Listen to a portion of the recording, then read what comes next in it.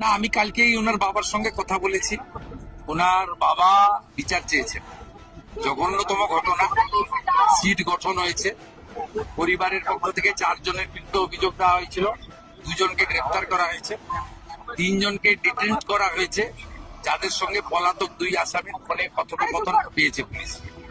পুরো আইজির নেতৃত্বে police, STF সবাই কাজ করছেন। ওনার পরিবার যা যা চেয়েছেন সরকারের কাছে সেই কাজ সরকার করছে। আমি আশা করি যে তদন্তের মাঝপথে আমার না বলাই ভালো, কিন্তু এটুকু আমি বলে দিচ্ছি, পরিবার যেভাবে জাস্টিস চেয়েছেন, পরিবার সরকার এবং পুলিশের কাছ থেকে যে যে সহযোগিতা চেয়েছেন সেটা তারা পাবেন। মোট 4টি মামলা হয়েছে।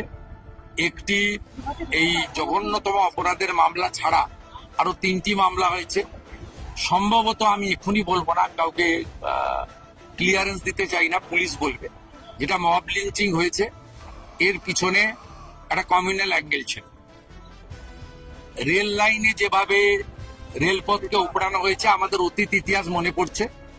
2019-এর সিএ বিরোধী আন্দোলন বা কিছুদিন আগে ওয়াকফ অ্যামেন্ডমেন্ট বিরোধী আন্দোলন।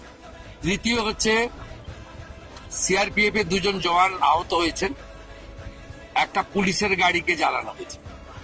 আপনারা নিশ্চিন্তে থাকুন, প্রথমটার তো বিচার দেব, ক্যাপিটাল পানিশমেন্ট দেব। ওর বাবা যা যা চেয়েছে সব করবে মুখ্যমন্ত্রী। সাথে সাথেই ফোনে কথা বলেছি। তো আমি খুশি যে ওনারা আমার আস্থা রেখেছেন। বাকি 3টে বিষয় যারা যুক্ত, যারা অতৃপ্ত আত্মা, ভোটে হেরে যারা ঘরে ঢুকে গেছিলেন, এখনো ঢুকে আছেন, এই তিনজন মিলে এই যে 3টে কাণ্ড করেছে না, এদেরকেও কিন্তু ভুগতে হবে। এমন ভোগাবো, বুঝতে পারবেন।